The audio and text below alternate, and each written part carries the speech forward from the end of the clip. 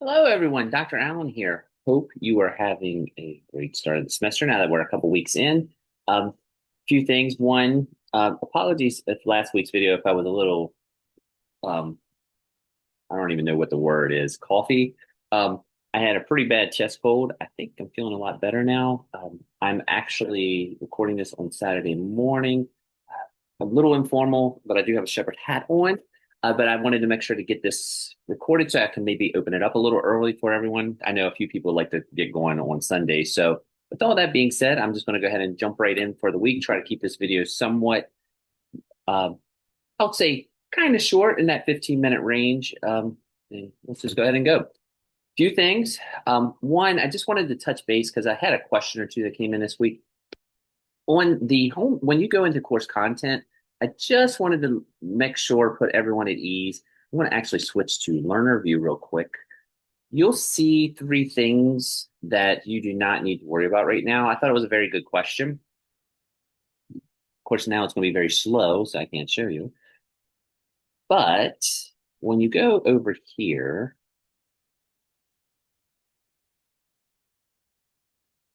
to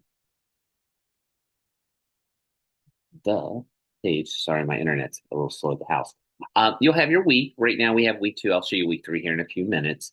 But week two is showing these three things that are showing you do not really need to worry about at the moment. We will talk about them, but the self assessment is something we do at the end. I think a lot of you probably already are familiar with this. You have to do the TCDA forms at the end. That's something I'll tell you to do. We won't do that until finals week. I have the Apple Cert information. That's our final. There's some stuff on it if you're interested to kind of check it out. Some people like to look at it and go ahead and get a head start. I by and large like to operate week to week, but if you want to check out the Apple Cert, I always leave it up. And the key assessment is nothing you have to worry about right now. That's our lesson plan. We'll talk about that. Well, it's actually a lesson plan brainstorming. That's the only assignment for 1 week in November. It is not a full-fledged unit plan. We'll talk about it. And I have to have a key assessment showing that is the key assessment and actually put the grades in that with the rubric. We'll talk about all that later, but that's what these three things are. You do not need to worry about them. In this class, the only thing you need to worry about is right here with the week to week things, which this week it's week two. And of course, when I open it up, week three, there'll usually only ever be the week we're in. And if I open early, the next week. So week three will probably open no later than Sunday morning. So just wanted to clarify that. I thought it was a very good question.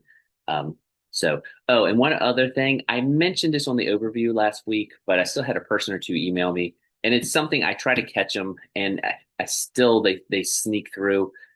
If you see a reference to Sakai, Sakai is just our old Brightspace. As soon as I catch them, I correct them, and I thought I had caught all of them. There's still one or two that sneak through. I caught one on week three when I was prepping the materials, but don't worry, that's just Brightspace. We changed systems; it's long gone. And some of my documents were in PDFs, and I thought I had went through and changed them on the Word document and resaved them. I guess I didn't, or I didn't upload them if I did. So if you see that, don't fear not. That's all I can say. It's no big deal. It's just Sakai is Brightspace now. So with that being said, I'm going to get out of here. But good question. So I wanted to make sure to take care of those. Oh, one other one that comes up. I think I've mentioned it and I've typed it a few times also, but I just like to say it again, especially because this week's going to be a big one. Please, please, please, please, please. If you have a link and you need to submit it, you just need to put it on a Word document, put it on Brightspace. You don't have to do anything fancy. Some people were asking me how to submit things. That's all you need to do. I'll probably put that in and type it each week just as a reminder. But with that being said, I think that's it. So let's talk about the tech. All righty. And I hope I know my internet's slow and I'm watching as I'm recording. Hopefully this isn't too delayed when I'm talking. Um, so we'll keep going. All right, week three. Week three is actually something I think most people are going to be pretty familiar with. It's Google Classroom. It's a learning management system. A lot of schools use it. I will go ahead and tell you this will be on the little overview I'm going to show. We are just going to do the basic free version of Google Classroom. That's another thing, just to reiterate, because a couple people have emailed me. You do not need to pay for anything for this class. I will let you know the school systems have a much more advanced Google Classroom system than what the free version is. we can do the basics. We can do what you need to know to get your class up and running and how to post things. Um, Shepherd's just we just don't aren't going to pay for a Google Classroom, a Schoology, a Canvas. We can't afford it. Two, um, we work with so many counties, we can't pay for each county's learning management system. But with that being said, I think Google Classroom is actually in some ways the best one.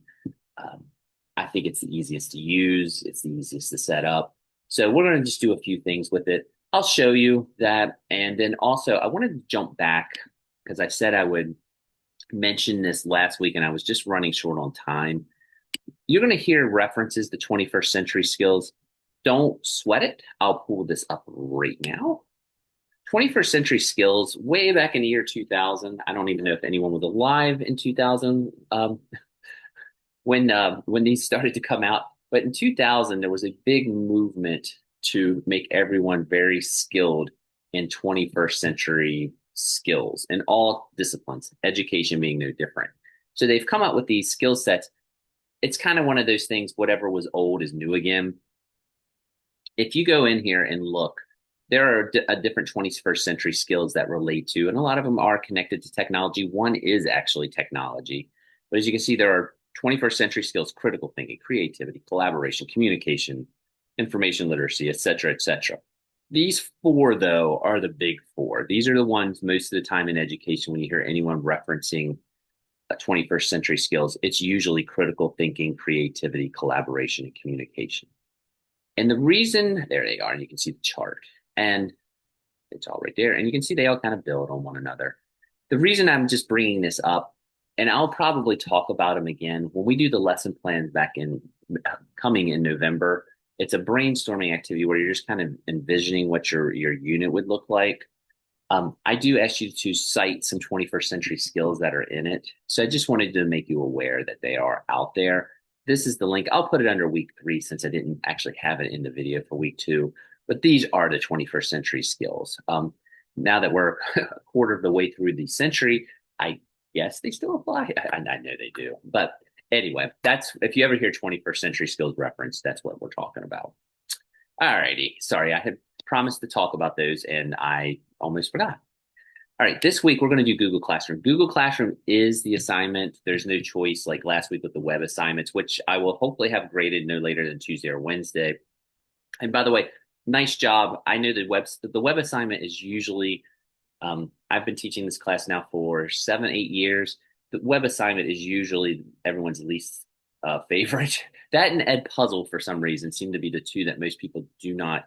Either they love it or hate it. I think the websites have gotten a little easier because of Google Suites, but it's a little more intuitive and it's a little clunkier. So I think sometimes I'm not being live. I get why it wouldn't be the most popular, but we're done the websites, or you'll be finishing them up by Sunday. And then we're going to move into Google Classroom, which I have to say is probably a more efficient way to set up classes now. So let's just go ahead and look at it. I have some YouTube links and such besides what I'm going to show you, but let me go ahead and see. I thought I had my little PowerPoint here. Did I not pull it up? Was it this one? Make sure I got it in here. There's your Google. Everyone should already have their Google sign up. And sorry, I was just looking. I just had this open a minute ago, and maybe I did not. Did I take it down? That is on there. That is no big deal because I can actually just show you directly. Let me move my face and let me see something real quick. And yeah, sorry, I was looking for something. I'm kind of talking to myself on the video, which is probably not one of the all-time great moves. But let me go ahead and just show you what we're going to do. All right, I'm going to jump to the assignment and get out of that. If you look this week, what we're going to do, you're going to make a Google Classroom assignment. And as you can see, here's the overview. But you're going to go in, you're going to go into Google Classroom, which I have a feeling everyone's done something with Google Classroom before. You maybe have not made one. Very, very easy to do. I will show you that. We're going to do step by step. But you do need a Google account, which I think everyone should have one. And again, those Google accounts will come into play throughout the semester because you can just sign up for all the tech that we're doing. But you're going to create a Google Classroom space. Once you've created it, you're going to do three things. You're going to post an announcement within it. You're going to embed a YouTube video in it. And you're going to create an assignment from a hyperdoc and put on it. That's it. Now, if you're asking what a hyperdoc is, I have some information there, but you've probably, again, worked in hyperdocs and never even realized it. Hyperdocs are like when you work in Google Docs, or if you do anything with Shepherd on the OneDrive with the Word documents, it means people can work on documents together. So a lot of times, like I'm thinking of English teachers, maybe they're having everyone do something with the writing process, and they have someone looking at a document and editing it. So students can be on computers. Like I'm at my kitchen table. I could have three other people at my kitchen table, and we're all working on the same doc. It's a hyper doc. There are things you need to be aware of with that. You know, a lot of times if students, they have to download it first, so they're kind of working on it individually sometimes. Um, but by and large, if like PowerPoints, like I used to have students in social studies class, like they would each take a topic within it. So if I was doing World War I, you would just have each student doing a different slide on a different part of World War I. Very common type things, but that's a hyperdoc. So what I'm going to have you do is just you're going to take something and you can just post it on there. It can be a sign up for a dance. It can be a sign up for an assignment. It can be whatever you want to make it. But that's the idea of a hyperdoc. I use them for advising. You probably have seen them with advising. I send a link out to all my advisees on Google One, or sorry, on Microsoft Share Drive, and just have everyone sign up so I know. So that's a hyperdoc. So with all that being said, let me move this little thing out here. Sorry, I'm not on my work computer, so I'm a little thrown off working on one screen on a Mac that's only getting old. All right, first thing we're going to do, I'm just going to get out and go back to Google. You need to go back in, and I need to make sure you can see the waffle. When you go to Google, you're going to go to your little waffle here, and you're going to scroll down, and hopefully, and again, apologies, I know this is a little delayed.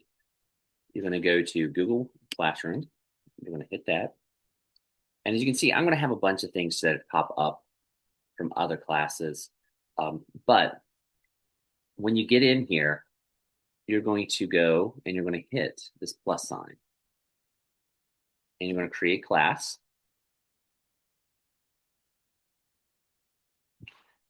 And I totally understand everything that I'm about to do.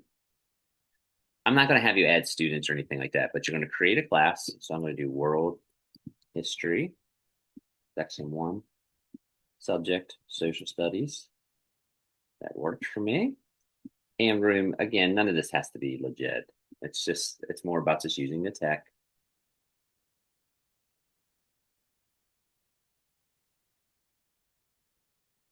And as you can see, it's there. Now, when you submit this assignment, you can just send me the code and I can enroll in it. That's fine.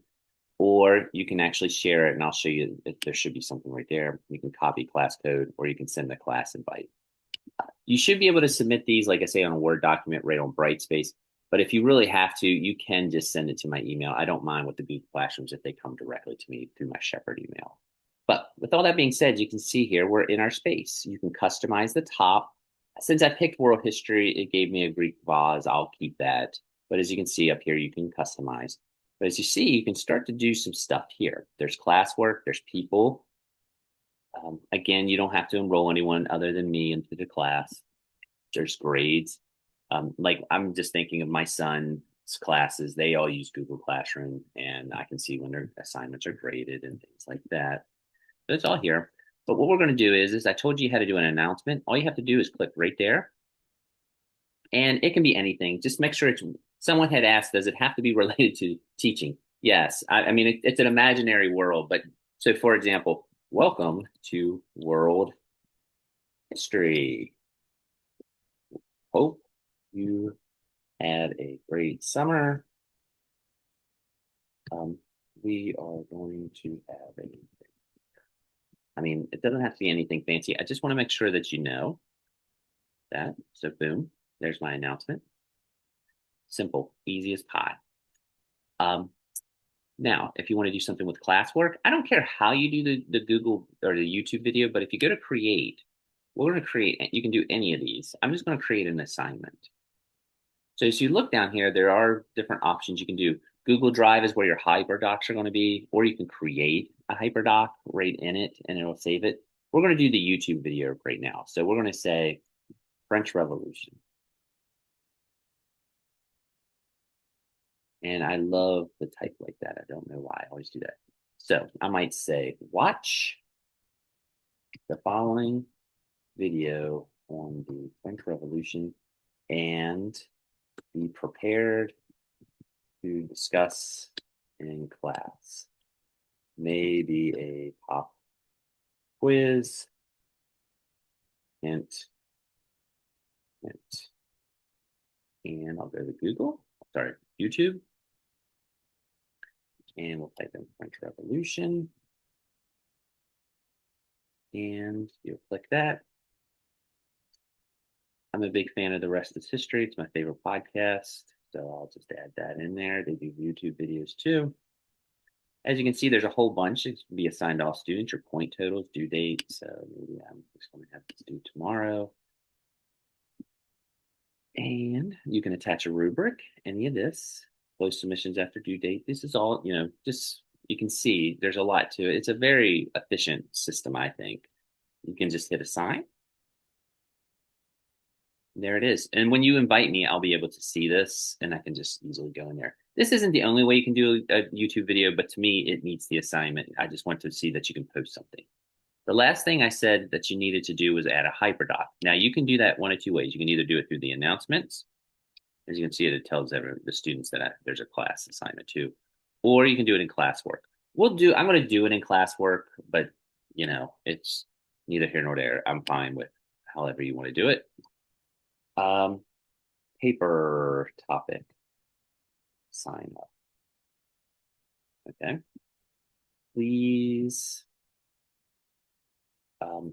please sign up for a paper. Please sign up for a topic on European history to present in class on 9:30.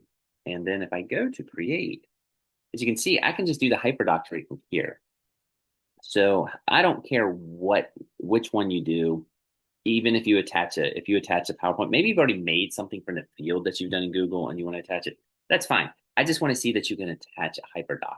But I'll just go ahead and do a real quick a sheet. I'm sorry, a sheet. That's the Excel one. I'll do a doc. And as you can see, I can just make one. I'm not going to go too in depth. I would like you to be able to make sure that you can actually compose something on Docs or Word or however we want to phrase it. But as you can see, I can just title it and we'll just say sign up. It's a little slow. Let's see if it actually does it. Seems like it's having a little problems. There we go. I'm going to hit that again. I'm determined to get this to change. Sign up. And as you go here, you can do templates. I'm going to do a template real quick. Let's see if we have anything. And I don't like any of those, so we'll just get out of that. So I'm just going to go down here. I'll insert slowly a table. I'll probably do something like this. Put it in there. Name, topic, history, events. And then maybe I'll type my name. So I will put my name here, and my topic might be Napoleon Bonaparte, and that relates to, of course, depending, a lot of debate about this, but French. Well, you know what? We'll be a little more efficient. Napoleon era. That's my Google sign up. Let me move my face again. Should be good to go because it's embedded. I'm going to X out and untitled doc. It should be good. Let's go ahead and assign it. And let's hopefully I did that right. If not, I'll jump back in. Paper sign up. And there it is. That's all you need to do. Video, sign up, that. And then after you do all that, You do need to send me the link. You may also, let me make sure I don't have not forgetting anything. Google Class settings. All you need to do is send me this. You can also have that right there and copy invite link and send. This is, I need this, or I can just have you simply send me copy the class link or copy code. The link is right here and it just copied it and you can email that to me. And as you can see, that's Google Classroom. It's really a good tool. I think I know the websites I was mentioning this last week. I think it's important that you learn how to make websites, especially if you want to branch out. And also it adds technology skills. But I think for efficiency, Google Classroom is much stronger, and it is something that you'll more than likely use more than you will making websites and things like that. There's a strong chance you'll get hired at a school district that uses Google Classroom. So it's Google Classroom, and again, you'll run into some school districts that's they have when they use it, they have a much stronger one. It used to be called Google Suite. I don't think they call it that anymore, but it's just got more bells and whistles. But you can use this, and this is anyone can create it. You could this is I've used them before for like groups and study groups and things like that. So pretty cool. That's Google Classroom. That's the assignment. If you have any questions, obviously you're welcome to contact me, and we should have this. I think this is pretty nuts and bolts stuff. Um, I will go back in here. I also have a little small PowerPoint, like if you need any lines. What I just went through had it. I must have accidentally.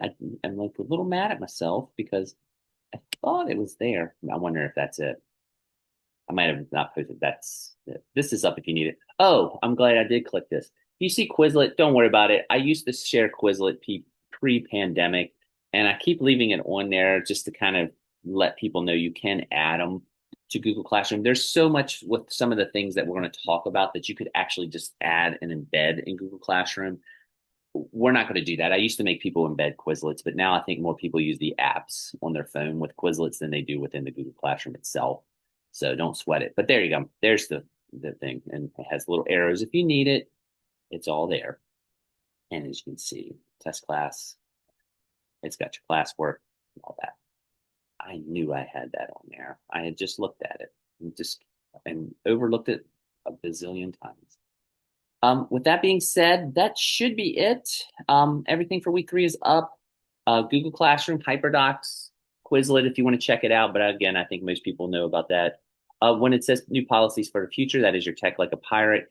The blog is just on Google Classroom. Again, 2 sentences, 1 sentence, that's fine. Oh, and if I haven't mentioned this, I don't really comment too much on the blog. I think I said this during the initial video. I don't do that because I'm not trying to sway anyone's opinion. I want your opinions to be your own. I do try to comment a little bit on the discussion, but there are rubrics that have general comments on there and then and everything. So with that being said, I'm trying to think.